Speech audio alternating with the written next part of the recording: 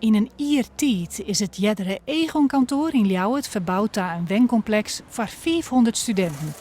Wils de bouwvakkers, de schilders en de meubelleveranciers de puntjes op de i zetten, binnen de studenten al aan het verhuizen.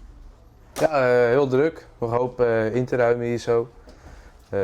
Maandag kunnen we erin.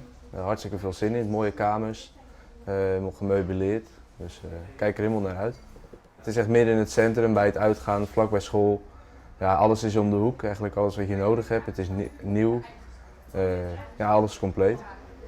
Het is een trend in Nederland om kantoorpanden te verbouwen ter studentenhuisvesting.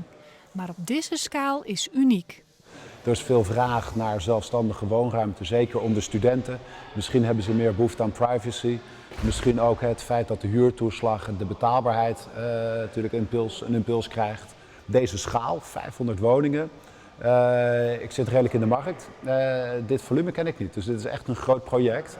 Mooi om te zien dat dit zo snel met de gewenste doelgroep verhuurd is. De komende tijd wordt er nog werken aan de aanleg van een dakterras en een binnentuin.